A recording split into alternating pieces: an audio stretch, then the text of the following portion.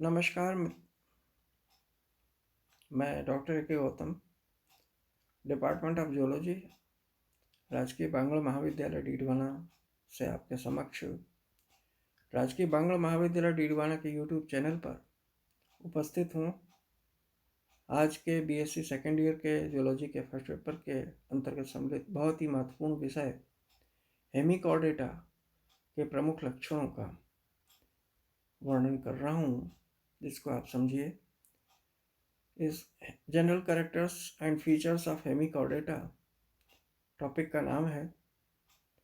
इसमें खास तौर से जो जंतु सम्मिलित किए गए हैं वो बैलनोग्लोसस हैं, जो कि बरोइंग एनिमल होता है, बिलकारी प्राणी होता है। और यहाँ देखिए ये वर्म है जो जमीन के अंदर मिट्टी में रेत में धंसा हुआ है। ये this is the animal, burrowing animal है ये बैलनोग्लोसस। ये उसका बिल है, यहाँ से शुरू है। ये देखिए ये बाहर निकला हुआ अग्रिम हिस्सा है, प्रोबॉसिस वगैरह है, उसका कॉलर है। तो ये बैलनोग्लोसस है। ये इसका आउटलाइन डायग्राम है। इसमें देखिए प्रोबॉसिस है, उसके नीचे कॉलर है, कॉलर के नीचे सेंट्रल विंग है, फिर ब्रेंकियल रीजन है, मिड डोर्सल रिब्स हैं, हेपेटिक सीका है, यहाँ पर हेपेटिक रीजन है, ये एब्डोमिनल रीजन है और ये एनएस है। तो इस तरीके से इसका प्रमुख एनिमल जो है इस हेमिकॉर्डेटा का है, जो ये बैलनोग्लोसस है। हेमिकॉर्डेटा का अर्थ क्या होता है? हेमिकॉर्डेटा को नॉन कॉर्डेटा और नॉन कॉर्डेटा के बीच में रखा गया है, और इकाइनोडर्मेटा के बाद में एंट्रोपोनिस्टा में पोगोनोफोरा के अंदर इसको रखा है। हेमी का मतलब होता है अर्ध, और कॉर्डेटा का मतलब है कॉर्डेट करेक्टर, अर्थात वह जंतु जिनमें आधे कॉर्डेट लक्षण देखने को मिलते हैं वो हेमिकॉर्डेट्स कहलाते हैं, अर्ध कॉर्डेट। और बैलनोग्लोसस इसका एग्जाम्पल है। बैलनोग्लोसस एक एंट्रोपनिस्ट हेमिकॉर्डेट होता है। अब देखिए इसके प्रमुख लक्षण क्या हैं। ये एकल या निवही, अधिकतर नलिकावासी नितांत समुद्रवासी प्राणी होते हैं, जो कि बिल के अंदर बरों में टनल में रहते हैं, बिल में रहते हैं। इनका शरीर कोमल, भंगुर, क्रमी रूप और अखंडित, द्विपार सम्मित तथा त्रिस्तरीय होता है। तो द्विपार सम्मितता जो है वो कॉर्डेट कैरेक्टर है। इसी तरह से तीसरा पॉइंट है, शरीर तीन विशिष्ट भागों प्रोबॉसिस, कॉलर और ट्रंक में विभाजित होता है। शुंड, कॉलर और धड़ में विभक्त होता है। चौथा कैरेक्टर, इसकी जो बॉडी वाल है, शरीर भित्ति, इसमें एकल एपिडर्मिस की केवल एक तह, जिसमें श्लेष्म ग्रंथियां होती हैं, और चर्म का अभाव होता है। पांचवा पॉइंट, प्रगुहा, आंत्र, गुही और शरीर के तीन भागों के अनुसार अग्र गुहा मध्य गुहा में विभाजित होती है। आहार नाल संपूर्ण और सीधी या यू आकार की नली के रूप में होती है।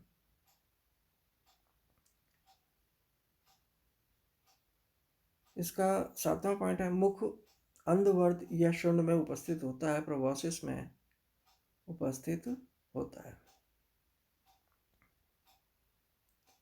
आठवां पॉइंट, डोर्सल या पृष्ठपार्श्व गिल छिद्र उपस्थित होने पर एक या कई जोड़ी पक्षवादी निस्पंदक अशनी होते हैं, और 9वां पॉइंट है परिसंचरण तंत्र सरल और खुले प्रकार का होता है, जिसमें एक केंद्रीय कोटर, एक स्पंदनशील हृदय आशय और हृदय आशय और पार्श्व वाहिकाओं एवं कोटरों द्वारा परस्पर संबंधित एक पृष्ठ एवं एक अधर, दो अनुदैर्ध्य वाहिकाएं उपस्थित होती हैं।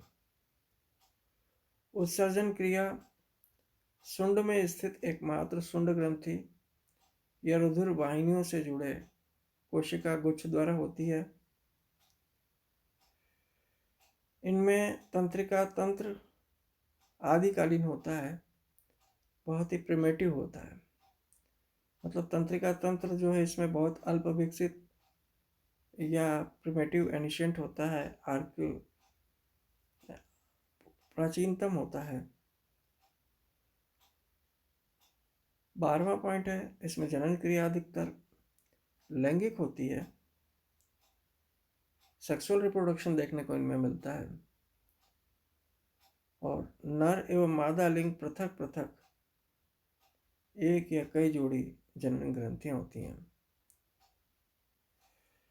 इनमें मेल और फीमेल अलग अलग होते हैं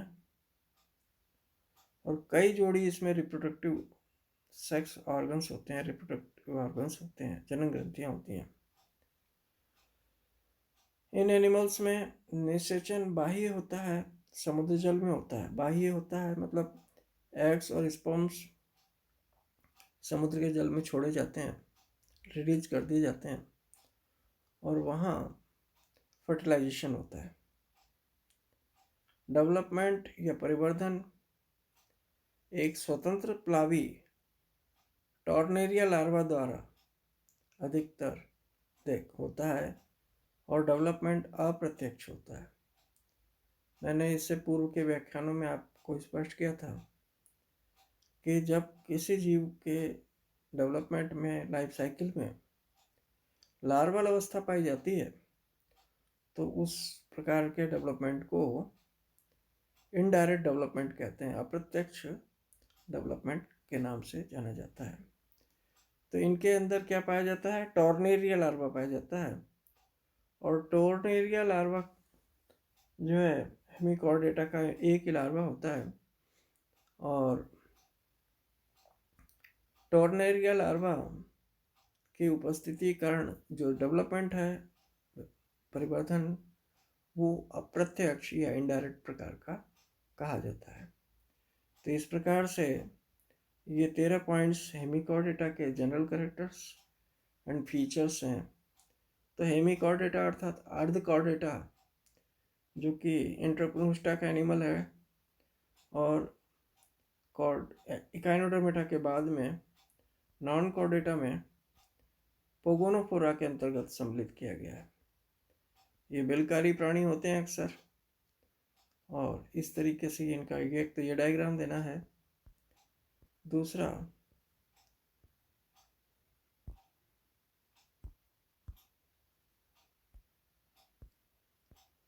आपको ये डायग्राम देना है। तो इस प्रकार तो एक तो ये पेलनोग्लोसस का ये डायग्राम है और उसके अलावा वो दूसरा डायग्राम है और इस तरीके से के कैरेक्टर को आपको एग्जाम में लिखना होगा। तो हेमिकॉर्डेटा के प्रमुख कैरेक्टर्स और उनके फीचर्स इस प्रकार से ये हुए। Thank you very much.